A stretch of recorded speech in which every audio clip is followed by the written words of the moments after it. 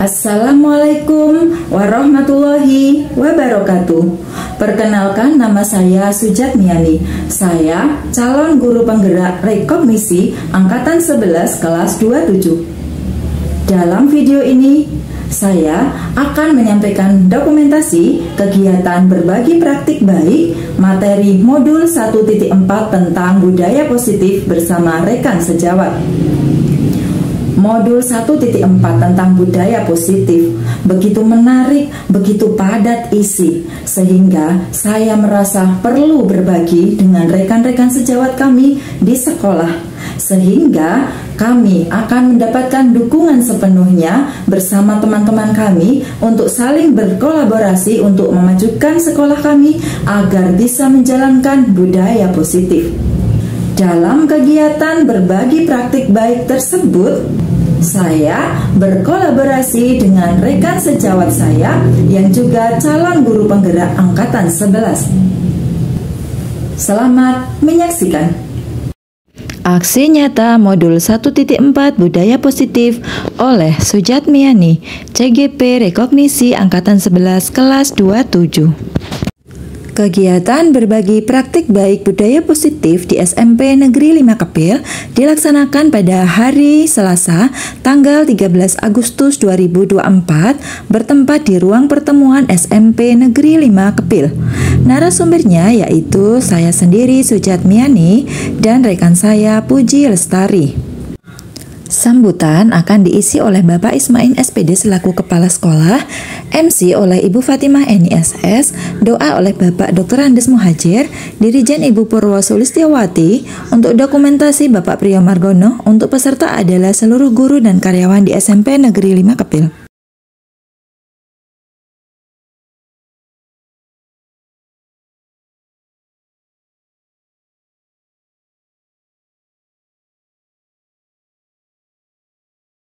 Assalamualaikum warahmatullahi wabarakatuh.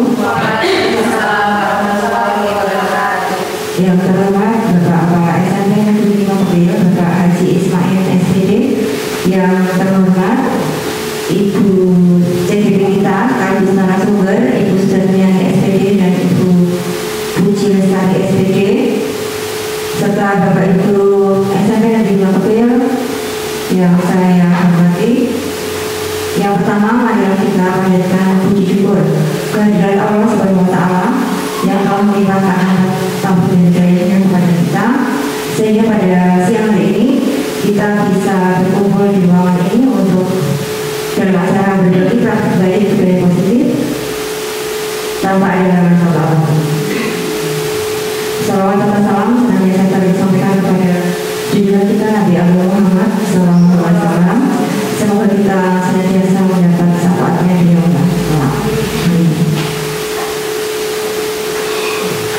Sebelum acara ini kita mulai, perkenalkan saya untuk menyampaikan susunan acara yang akan kita lewati bersama. Acara yang pertama adalah pembukaan, acara yang kedua menyanyikan lagu Indonesia Raya, acara yang ketiga sambutan kepala sekolah, dan yang keempat adalah acara inti yaitu berbagi praktik budaya positif. Dan acara yang keenam tanya jawab, acara selanjutnya doa, dan diakhiri dengan penutup. Baiklah, Bapak Ibu semua, karena waktu sudah semakin siang, mari kita buka acara yang pertama, pembukaan. Kita buka dengan bacaan basmalah. Bismillahirrahmanirrahim. Semoga dengan bacaan basmalah tadi acara ini dapat berlangsung dengan lancar dan penuh manfaat serta berkah. Acara yang kedua menyanyikan lagu Indonesia Raya. Kepada yang bertugas, Ibu Purwo Sulistiawati, disilakan.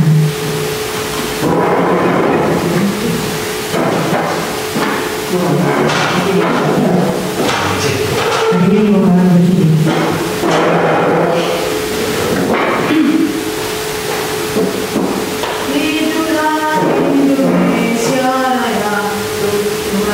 Indonesia tanah airku, tanah tumpah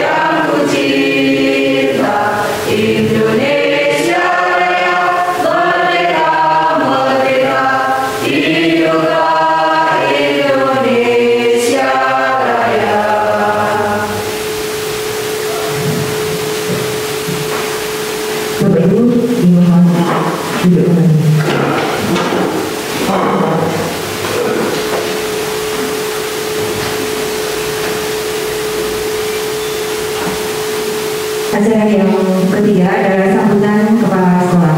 Kepada yang terhormat Bapak Ismail SPD, disilakan.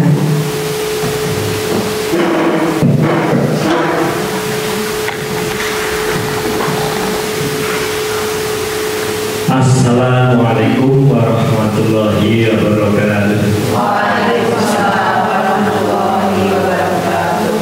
Bismillah, alhamdulillah, alhamdulillah. Asyhadu an la ilaha illallah wahdahu la syarika lah wa asyhadu anna Muhammadan abduhu wa rasuluh. Allahumma shalli ala sayyidina Muhammad wa ala ali sayyidina Muhammad.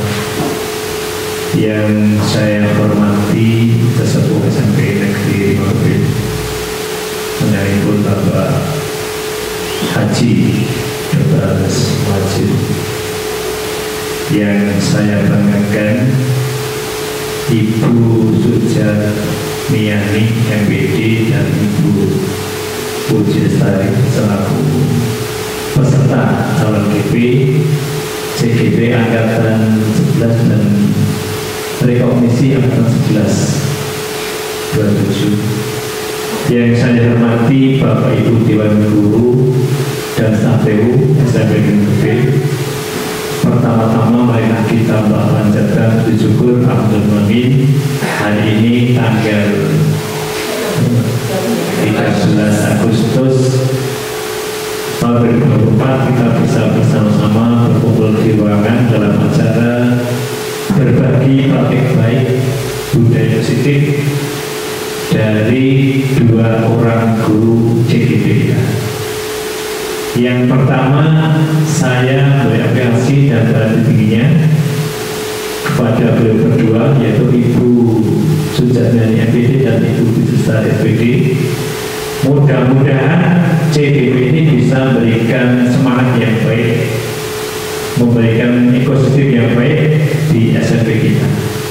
Sesuai dengan semboyan CGP itu kan bergerak dan menggerakkan. Jadi sudah bergerak, nanti bisa menggerakkan. Jadi kalau di IPA itu ada namanya resonansi budaya.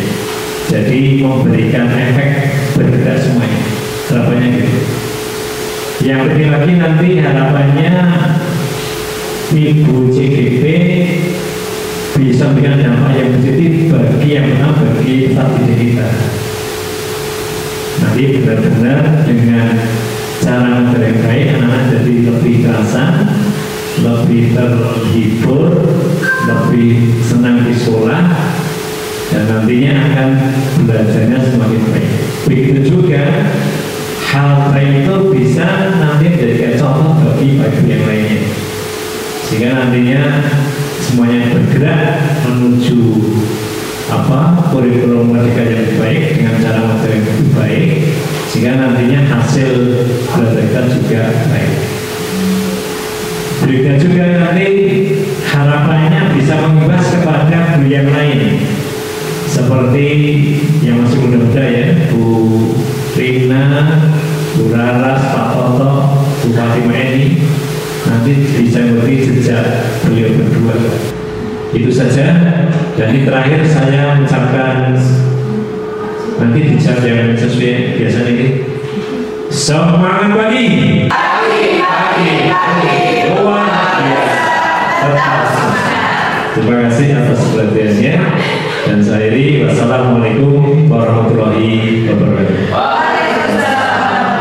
Terima kasih kepada Bapak Ismail yang sudah memberikan motivasinya. Semoga nanti Bu Ras, Bu Dina semakin tergerak untuk menjadi CGP. Dan kita lanjutkan acara yang keempat. Acara ini yaitu berbagi praktik baik budaya positif keyakinan kelas, dilanjutkan dengan berbagi positif segi budaya restitusi. Ini sering sudah pernah kita baca di PMN ya, tapi kalau saya hanya sekilas saja dan masih belajar. Semoga nanti setelah beliau berdua menyampaikan kita menjadi lebih paham. Waktu sekurnya kami aturkan pada Beliau berdoa. Assalamualaikum warahmatullahi wabarakatuh. Bismillah, alhamdulillah, kepada yang terhormat Bapak Ismail selaku Kepala Sekolah, yang saya hormati Bapak Ibu Guru dan karyawan SMP Negeri 5 Kapil.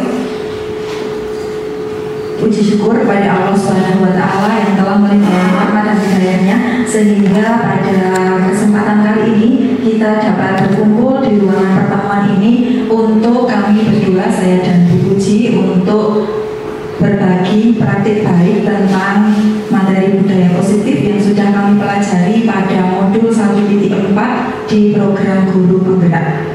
Saya ucapkan terima kasih atas kehadiran Bapak Ibu semuanya yang telah meluangkan waktu untuk kita bersama-sama berdiskusi, bersama-sama sharing di ruangan ini. Izinkan saya bersama Bu Puji nanti untuk berbagi apa yang sudah kami pelajari.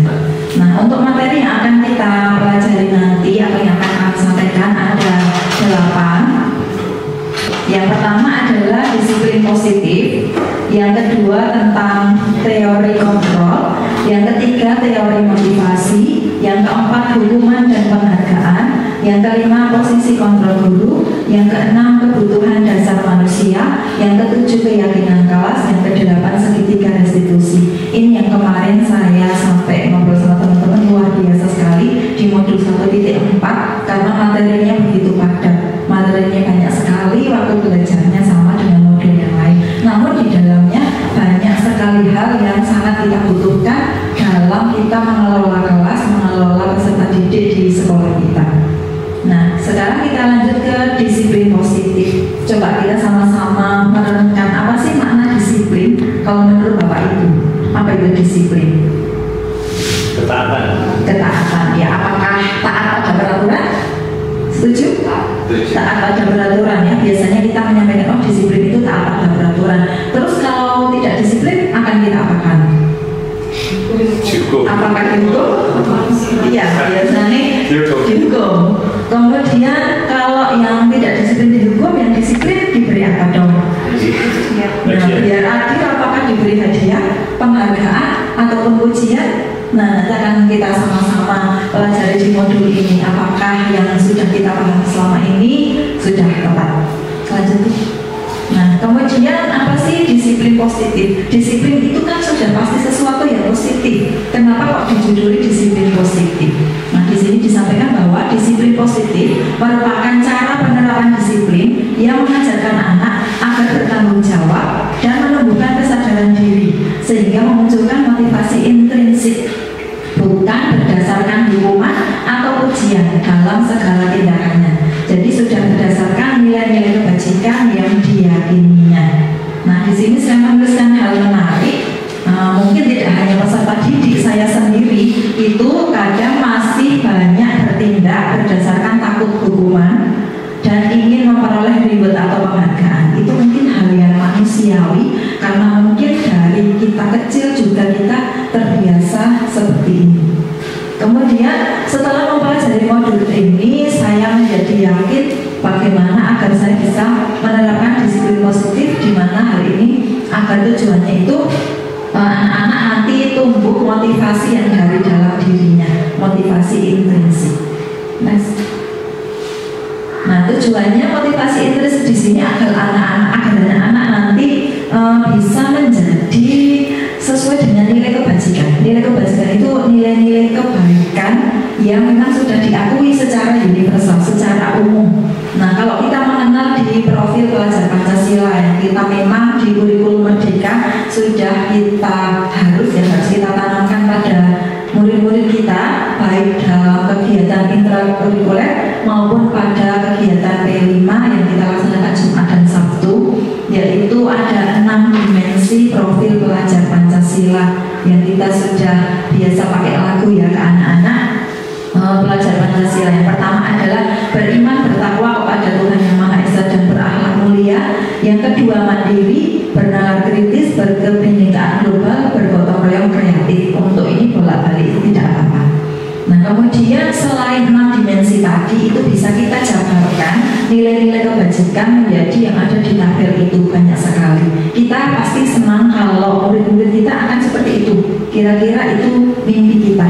Ada anak-anak yang peduli, rajin, berintegritas, punya rasa hormat, terus ada keterus-terangan, itu jujur gitu ya, keberanian, kebahagiaan, tanggung jawab, kebersihan, kesantunan, keadilan, pengabdian, komitmen, kreatif, baik hati, bijaksana, belas kasih, semangat, kesetiaan, bersyukur, percaya diri, dermawan, berprinsip, bertoleransi, belas kasih, kejujuran, ada lagi bersahaja, percaya, punya tujuan. Nah itu ada yang mirip juga ya, ada dermawan lagi, keteraturan, lurus hati, tenggang rasa, harga diri, kedamaian, ketegasan, gotong royong, rendah hati, keteguhan hati, pengertian. Semuanya itu seperti sangat ideal ya. Mungkin diri kita sendiri belum punya seperti itu, nilai seperti itu. Namun itu adalah harapan. Harapannya tentu kita ingin murid-murid kita bisa punya nilai-nilai yang semacam itu.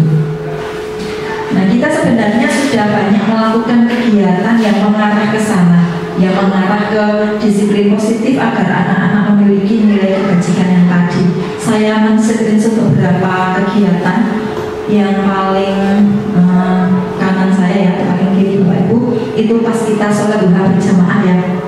Nah itu juga sudah mengarah ke proyek nilai dimensi T5 yang pertama ya tadi, beriman dan bertakwa kepada Tuhan Yang Maha Esa. Nah itu kita laksanakan sudah agak lama ya Pak Anjir ya.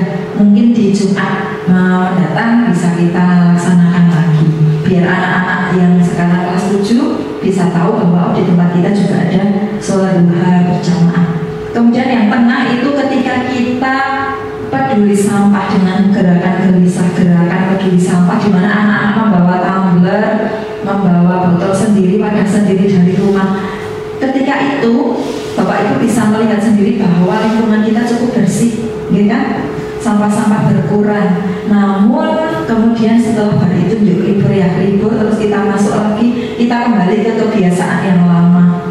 Kita kembali pakai plastik lagi, jajani pakai kresek lagi, sehingga kembalilah sampah menjadi masalah. Oleh karena itu mungkin mari kalau bisa kita mulai lagi, gitu Pak Iskin. Kalau kita mulai lagi mungkin bisa mengatasi, setidaknya mengurangi atau tidak mempercepat menumpuknya sampah di tempat kita. Nah kita juga sudah memiliki itu tempat khusus untuk membakar sampah ya, yang sudah dibuat oleh sekolah. Nah mungkin dengan program itu ditambah sarana prasarana yang sudah ada, insya Allah nanti kita bisa menghasilkan anak-anak nanti yang memiliki nilai kebersihan dan kepedulian. Terus yang paling atas itu ada ketika bersalaman pagi di pintu gerbang. Nah ini mohon maaf sambil mengingatkan diri saya sendiri kadang tidak selalu stay di situ, tidak selalu disiplin berada di pintu gerbang untuk menyambut anak-anak.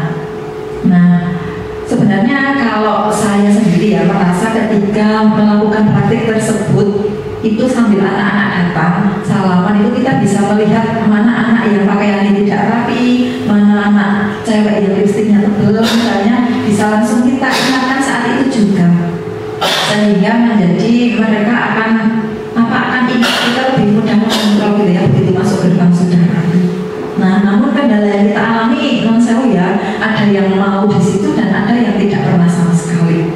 Nah, dulu pernah saya buatkan jadwal piket yang piket harian itu Senin Sinten Mawon, tapi juga menurut saya yang di pintu gerbang kurang berjalan. Sehingga kalau saya boleh mengusulkan, kalau teman-teman sepakat, biar kita sama-sama enak, tidak usah mengingat saya piketnya di Nopo. Kalau Senin sampai Rabu, gimana kalau di gerbang ibu-ibu semua, bapak-bapak silakan bisa ngopi dulu, santai dulu. Nah nanti kalau Kamis sampai Sabtu, gantian bapak-bapak yang di gerbang, ibu-ibu yang bisa bersantai. Terus kita bisa saling mengingatkan.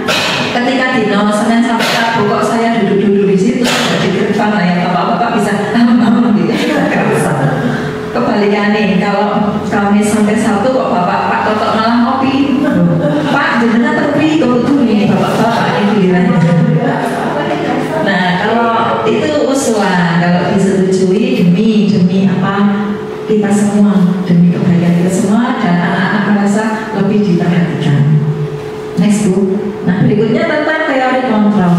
Nah apapun saya tadi menyampaikan, Pak Is menyampaikan, semua kontrol itu ada pada diri kita sendiri.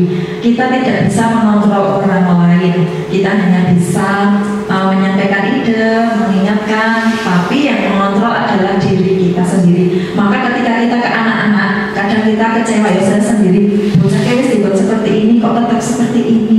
Saya jadi kecewa banget, saya jadi sedih dan marah. Nah, tapi setelah mempelajari teori kontrol, oh ya udah, yang penting saya sudah mengingatkan. Kontrol kan ada di anak sendiri. Jadi kalau kita sudah belajar itu, iya, jadinya kita tidak akan emosi. Terus yang kedua, semua perilaku memiliki tujuan. Kita kadang memandang anak-anak itu dari segi orang dewasa. Nah, sehingga sebenarnya anak-anak yang berperilaku seperti apa, aslinya mereka ya punya tujuannya apa kayak gitu. Di pikiran mereka ya itu benar, walaupun di pikiran kita orang dewasa itu belum tepat, karena memang mereka juga masih masa mencari yang benar mana. Kemudian di sini ada model berpikir menang lawan menang. Ini istilahnya kita tidak mengalahkan salah satu kepentingan. Ini contohnya saya sendiri ya, ketika saya di guru penggerak tugas apa sekutu garap tugas, kemudian di kelas saya punya jam, maka saya tidak boleh mengalahkan salah satunya. Gimana caranya? Saya mencari yang resikonya lebih kecil atau paling kecil, syukur bisa menang lawan menang tadi. Terus berikutnya kita berusaha memahami pandangan orang lain tentang dunia. Kita kadang punya pendapat seperti ini, yang lain mungkin beda. Bagi orang lain mungkin piknik-piknik terus misalnya boros, tapi mungkin bagi orang tersebut itu kebahagiaan. Nah, dan itu hanya salah satu contoh. Maka kita berusaha memahami orang lain. Kemudian realitas kebutuhan manusia berbeda, ini hampir sama dengan di atasnya. Terus kita butuh kolaborasi. Hal menarik di sini ternyata orang lain hanya bisa memberikan saran dan petunjuk, sedangkan penentunya atau kuncinya ada pada diri kita sendiri. Lanjut Bu. Selanjutnya teori motivasi. Ada 3 motivasi ketika kita melakukan perilaku. Begitupun untuk anak-anak. Ada 3 motivasi. Yang pertama, untuk menghindari ketidaknyamanan atau hukuman. Nah, ketika mereka masuk awal tapi tidak ingin dihukum oleh seseorang, nah itu masih motivasi yang pertama. Terus motivasi kedua, untuk mendapatkan imbalan atau penghargaan dari orang lain. Sedangkan yang diharapkan adalah motivasinya seperti yang nomor 3, yaitu untuk menjadi orang yang mereka inginkan dan menghargai diri sendiri dengan nilai-nilai yang mereka percaya. Jujur, kita sendiri kalau berangkat gaji, apa alasannya? Takut absennya telat, ya kan? Nah, telat sekarang gitu kan terlambatan. Berarti kita akhirnya masih nomor 1 ya, kita menghindari ketidaknyamanan. Begitu kita terlambat kan kita nggak nyaman ya, kita absen terlambat, ya kan? Mau seorang terlatih sesasi terus telat dulu misalnya ya. Terus kalau hukuman kayaknya mungkin jarang ya yang sampai dipanggil, tapi ada juga guys yang mungkin kasusnya banyak terus dipanggil. Terus untuk mendapatkan imbalan atau penghargaan, kayaknya kita nggak dapat imbalan ya, yang datang lebih awal. Terus yang ketiga, harapannya kita itu seperti ini, kita punya nilai yang angkat hasil ya lebih barokah atau apa, pokoknya yang kita yakini nilai-nilai kebajikannya. Harapannya begini.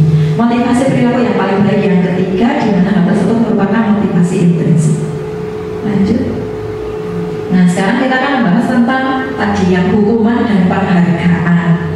Hukuman, apa sih bedanya hukuman dengan sanksi atau konsekuensi? Nah, hukuman di sini bersifat tidak terencana, murid tidak tahu dan tidak dilibatkan. Hukuman bersifat satu arah dari pihak guru yang memberikan, kadang spontan gitu. Misalnya ketika anak terlambat masuk ke kelas kita, langsung kita kasih hukuman, kamu nyatet ini 1 halaman penuh, atau nulis saya tidak akan terlambat lagi sampai 1000 kali, tapi mendadak saat itu juga. Anak tidak tahu kalau perilaku seperti itu akan mendapatkan hukuman begitu. Itu namanya hukuman. Nah, hukuman di sini tidak hanya berupa fisik, tidak hanya jewer atau memukul, namun hukuman berupa perkataan, kata-kata itu juga sudah termasuk hukuman. Kadang kita marah terus tidak sengaja keluar kata-kata yang kurang pantas untuk anak-anak gitu ya. Kadang, nah itu juga termasuk hukuman, dan itu dampaknya berdampak negatif bagi murid sampai mungkin selama hidup dia. Nah, ternyata hukuman itu tidak hanya fisik saja, tapi bisa berupa ucapan verbal. Nah, itu kita harus menahan sekarang kan konsekuensi atau sanksi. Nah, kalau konsekuensi itu sudah direncana dan sudah disepakati bersama anak-anak. Disepakati ketika bikin keyakinan kelas kemarin, kalau kamu terlambat, apa nih sanksinya? Nah, mereka menyetujui kalau saya terlambat 10 menit berarti saya pulangnya telat 10 menit misalnya. Itu berarti sudah konsekuensi. Kemudian berikutnya tentang penghargaan. Penghargaan biasa diberikan atas pencapaian tertentu. Dulu ada ranking 1, 2, 3 dan seterusnya sampai anak yang seperti apa diberi apa. Kita kan senang ya, terus kita memberikan reward. Tapi ternyata ada hal menarik di sini bahwa hukuman dan penghargaan itu sama-sama bisa merusak atau menghancurkan motivasi dalam diri anak atau motivasi intrinsik. Nah, di sini ada suatu judul dihukum oleh penghargaan. Kenapa? Karena ada pengaruhnya, pengaruh jangka pendek dan jangka panjang. Kalau penghargaan itu bisa efektif hanya di jangka pendek saja, tapi untuk jangka panjangnya anak itu kalau besok tidak diberi penghargaan lagi ya dia kehilangan motivasi lah, terus orang dikei hadiah kok, maka saya kembali seperti dulu misalnya ya. Sehingga jika kita mendapatkan penghargaan untuk melakukan sesuatu yang baik, maka selain kita senantiasa berharap mendapat penghargaan tersebut lagi, kita pun menjadi tidak menyadari tindakan baik apa yang kita lakukan. Jadi tujuannya cuma dapat penghargaan. Lanjut. Nah, penghargaan juga tidak efektif. Tidak efektif itu yang dapat penghargaan kan kadang hanya 1-2 orang ya, sedangkan yang lainnya tidak. Lanjut. Nah, di sini ada penghargaan merusak hubungan. Ketika ranking 1, 2, 3 atau 3 besar diberi hadiah, yang lainnya kadang yuk, ada yang iri, ada yang merasa dia kalau sering wingi untuk hadiah saya maju, dia saya pintar yang mana orang. Mungkin hal seperti itu. Jadi sedikit yang mendapat dampak positif, sedangkan yang lain-lainnya itu cenderung jadi kecewa. Udah.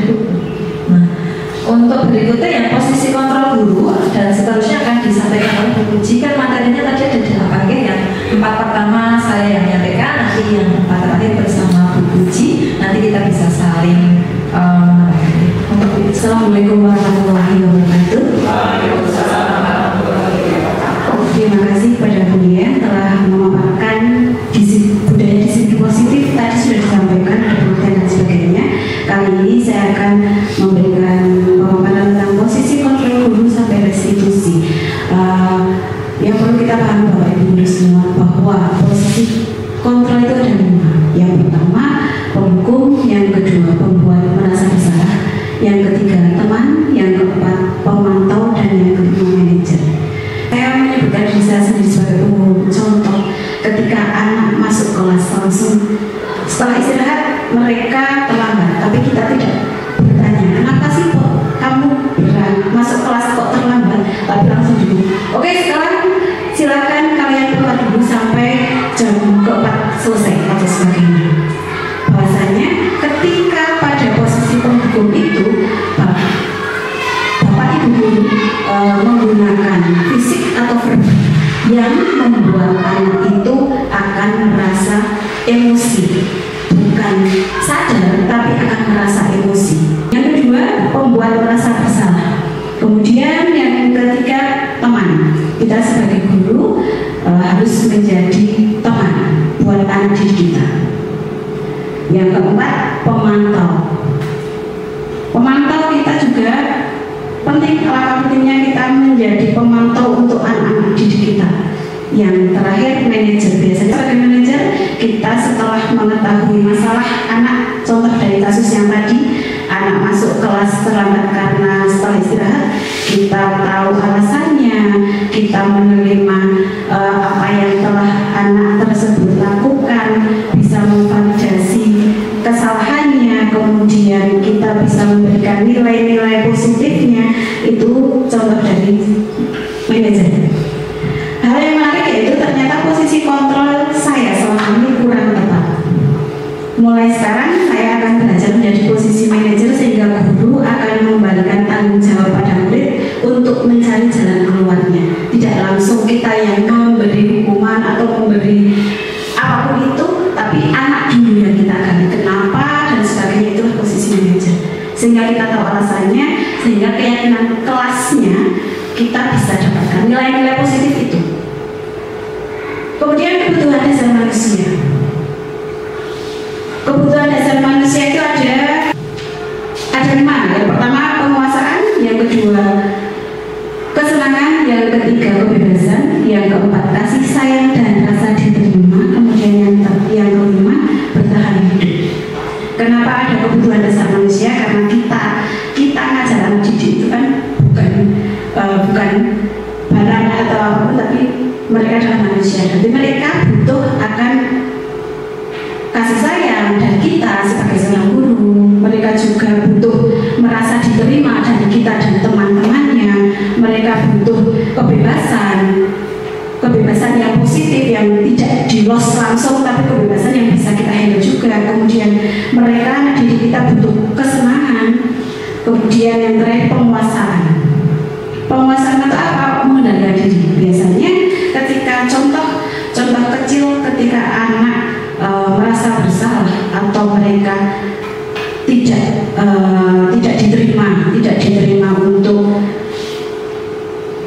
masukan atau sebagainya, mereka akan lebih emosi, jadi kurang bisa mengendalikan diri mereka. Karena itu kita belajar untuk memberikan penguasaan pengendalian diri tersebut. Hal menariknya yaitu di balik perilaku peserta didik ada kebutuhan dasar yang mungkin tidak terpenuhi, sehingga mereka berperilaku negatif yang membuat guru kesal. Kemudian yang ketiga, keyakinan kelas. Tadi dari dunia sudah dipaparkan untuk peraturan kelas. Setelah membuat peraturan kelas, akan turun ke keyakinan kelas. Keyakinan kelas itu muncul nilai-nilainya. Contoh dari disiplin. Dari peraturan yang positif tadi dicontohkan dunia ada sarana membuat peraturan kelas tidak boleh menggunakan kata negatif, tidak jangan, tapi menggunakan kata yang positif. Percaya dirilah dengan pekerjaan sendiri. Contoh, ketika tidak mencontek diganti percaya dirilah dengan pekerjaan sendiri. Dari percaya diri dengan pekerjaan sendiri, kita akan turunkan ke keyakinan kelas. Nilainya apa? Percaya diri. Bisa nilainya disiplin, bisa nilainya tanggung jawab, dan seterusnya. Keyakinan kelas merupakan metode untuk menunjukkan disiplin positif yang didasari motivasi dari dalam diri. Dengan adanya keyakinan kelas, diharapkan akan meningkatkan kedisiplinan murid, yaitu disiplin positif yang didasari kesadaran diri tanpa adanya unsur paksaan, hukuman maupun penghargaan dari anak itu sendiri. Ini ada segitiga restitusi. Untuk apa sih? Untuk melihat keyakinan kelas tersebut. Keyakinan kelas dapat dilihat dari segitiga restitusi.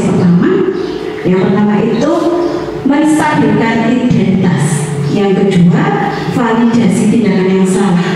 Yang ketiga, menyatakan keyakinan. Contoh untuk menstabilkan identitas. Apa sih menstabilkan identitas? Pertama, ketika ada anak yang melakukan tindakan yang salah, kita panggil, kita tanya apa yang sudah dilakukan, menstabilkan identitas. Kemudian yang kedua, validasi tindakan yang salah. Tadi kenapa Mbak? Contoh, ada suatu kasus ya, kasus meminjam catatan makso, nanti robek contohnya ini. Anak tersebut ketika validasi tindakan yang salah ditanya, tadi melakukan hal apa? Mereka sudah, saya mampu tadi itu saya mau pinjam bukunya si A, tapi tidak boleh. Kemudian tidak sengaja kertasnya robek. Itu sudah validasi tindakan.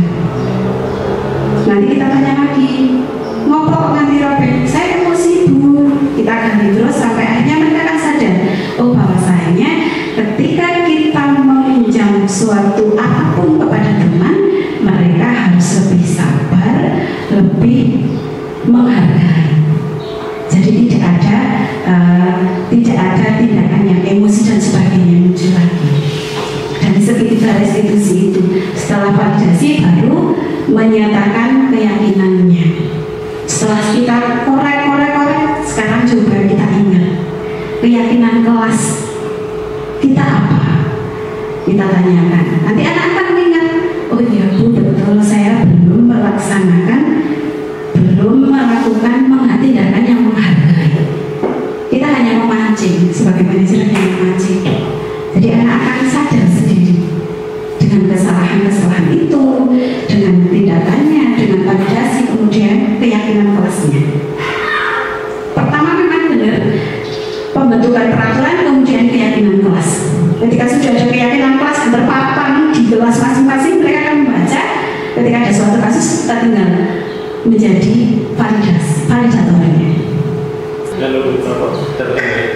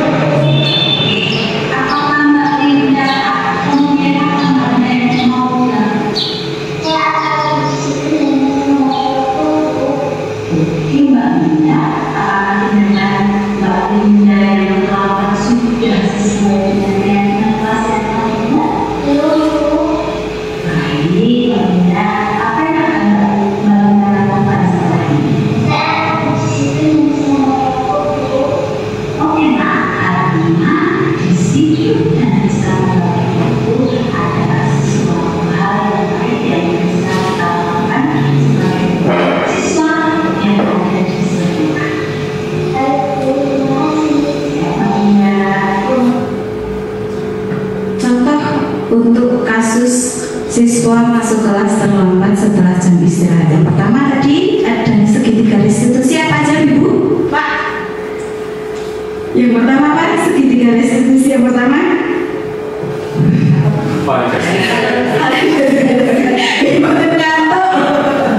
Yang kedua? Yang pertama menstabilkan identitas, yang kedua validasi tindakan yang salah, yang ketiga menanyakan keyakinan. Nah, video tersebut sudah saya buat tiga-tiganya. Yang pertama untuk menstabilkan identitas. Ketika guru menanyakan tidak ada manusia yang sempurna, kamu pasti mempunyai alasan melakukan hal tersebut. Maka anak akan berusaha memberikan argumennya dengan, ya Bu, saya asik bermain dengan teman Bu, kemudian lupa jajan kantin. Akhirnya setelah bel berbunyi dia masih jajan, masih ngantri jajan. Akhirnya masuk ke kelas terlambat pas jam setelah istirahat. Kita kemudian tanyakan lagi setelah menstabilkan identitas, kita tanyakan untuk validasi tindakan yang salah. Jadi kita tidak ada kata hukuman. Itu validasi yang salah, tindakan yang salah terdapat pada kalimat kamu pasti mempunyai alasan melakukan hal tersebut. Anak kamu ingat, oh iya Bu, saya asik main dengan teman Bu, dan seterusnya. Itu validasi tindakannya. Kemudian menanyakan keyakinannya. Coba keyakinan kelas apa yang sudah dibuat di kelas kemarin? Tidak dibuat oleh satu anak atau guru, tapi semua anggota kelas. Dari peraturan kelas kita turunkan ke keyakinan kelas. Kemudian anak-anak, oh iya Bu, saya belum disiplin. Mereka kan mengingat kita hanya sebagai manajer, take over, menggali, hanya menggali, tidak menghukum. Karena biasa nih, guru-guru zaman dulu biasanya langsung wes kono tuh ngadep nang jowo dan seterusnya. Sekarang sudah tidak dilakukan. Untuk hukuman, cari hukuman yang positif dengan segitiga restitusi tersebut.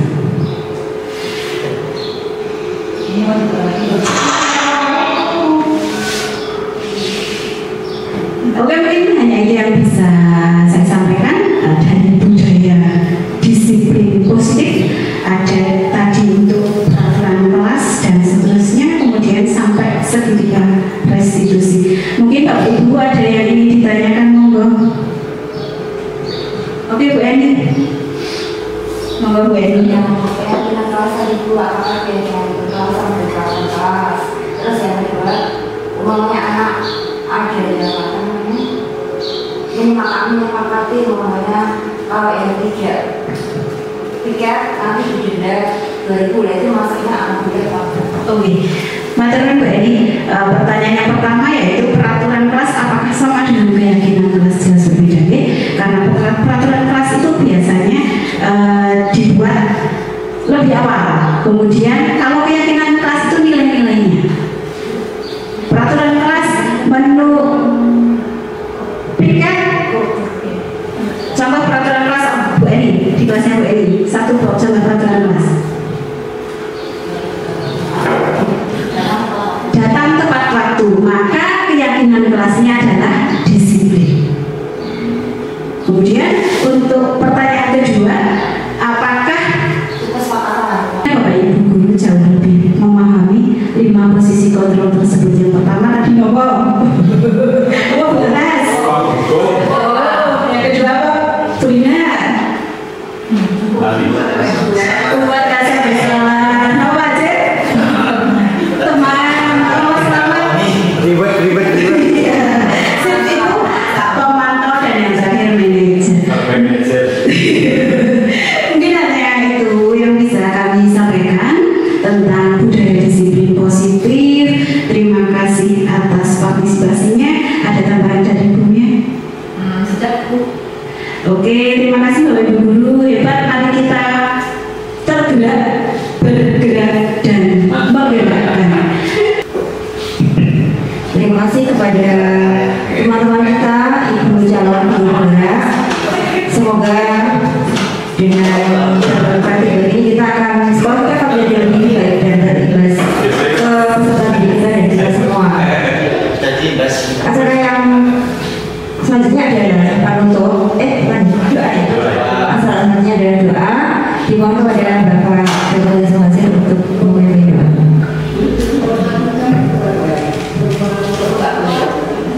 Ini Pak Hendel itu nanti video. Dari sini. Assalamualaikum warahmatullahi wabarakatuh. Bapak Ibu yang terhormati, acara kita ini kita cukup bersama dan ini kembali saya Alhamdulillah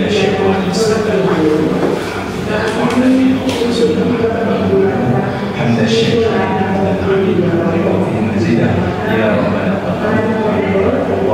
اللهم رحمن يا ذا الجلال والاكرام يا حي يا قيوم برحمتك حياة سلامة حياة عزيزة حياة في البركة اللهم حبب إلينا الإيمان وزينه بقلوبنا وغير الكفر والعصيان اللهم اجعلنا وأولادنا وذريتنا وأولادنا اللهم لا سهل إلا ما جعلته وأنت تجعلنا إذا سهل ربنا آتنا في الدنيا حسنة وفي الأرض حسنة وقنا عذاب النار وصلى الله على سيدنا محمد وصحبه أجمعين سبحان ربك رب العزة عما يصفون وسلام على المرسلين والحمد لله رب العالمين. الفاتحة. الحمد لله رب العالمين الرحمن الرحيم إياك نعبد وإياك نستعين اهدنا الصراط المستقيم Wassalamualaikum warahmatullahi wabarakatuh. Waalaikumsalam warahmatullahi wabarakatuh. Bapak Ibu yang saya hormati, sampailah kita di penghujung acara. Marilah kita tutup acara berbagi praktik baik budaya positif pada siang ini dengan bacaan hamdalah bersama. Alhamdulillah. Saya sebisa waktu yang melakukan acara, tentu banyak kesalahan. Saya mohon maaf yang seterus-terusnya. Wassalamualaikum warahmatullahi wabarakatuh. Waalaikumsalam warahmatullahi wabarakatuh.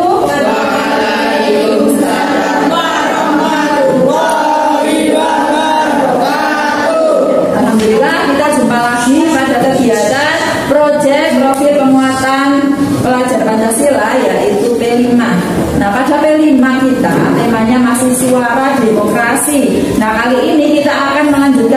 kolaborasi di kelas kita, yaitu kelas 7B dalam penyusunan keyakinan kelas. Tepuk kelima.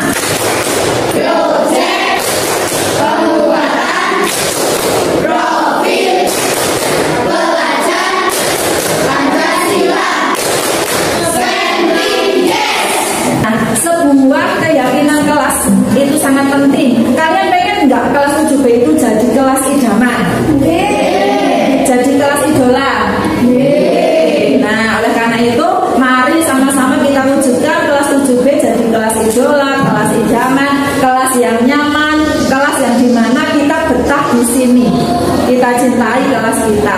Nah, caranya coba kalian nanti akan mengusulkan peraturan-peraturan kelas yang kira-kira nanti akan mendukung agar kelas kalian itu menjadi kelas yang disiplin, yang idaman.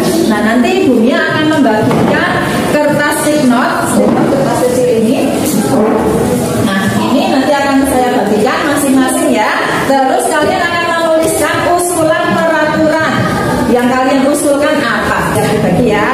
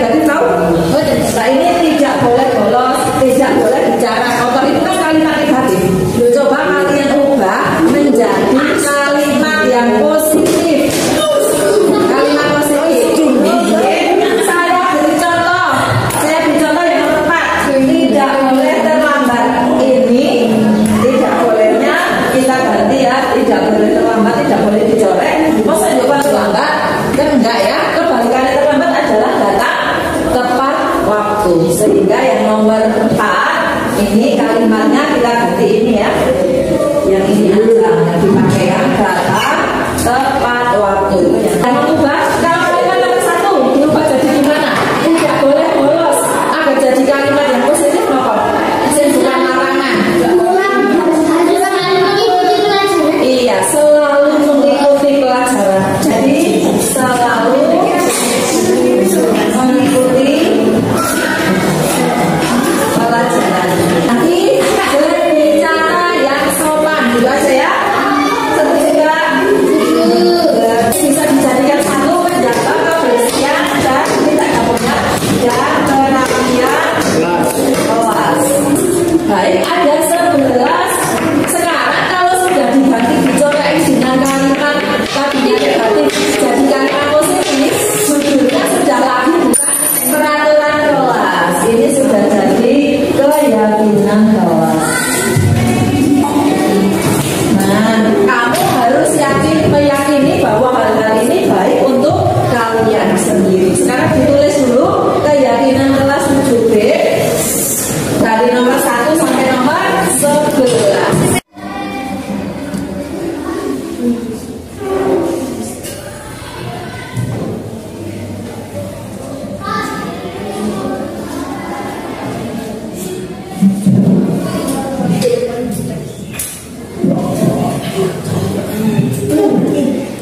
Lanjutkan kembali, saya menuliskan contoh-contoh nilai kebajikan universal.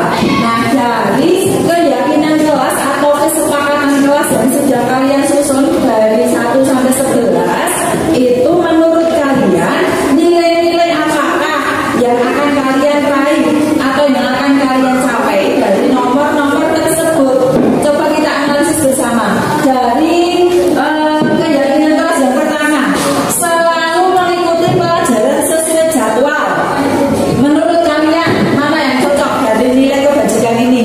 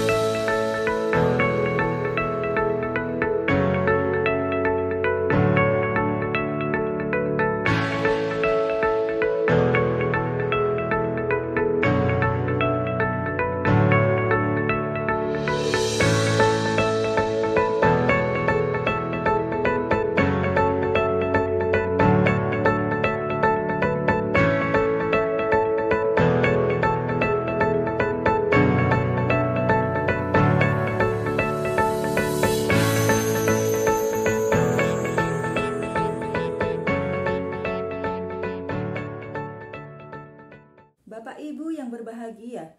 Demikian tadi aksi nyata saya pada modul 1.4 tentang budaya positif. Semoga bermanfaat. Salam guru penggerak, tergerak, bergerak, menggerakkan. Wassalamualaikum warahmatullahi wabarakatuh.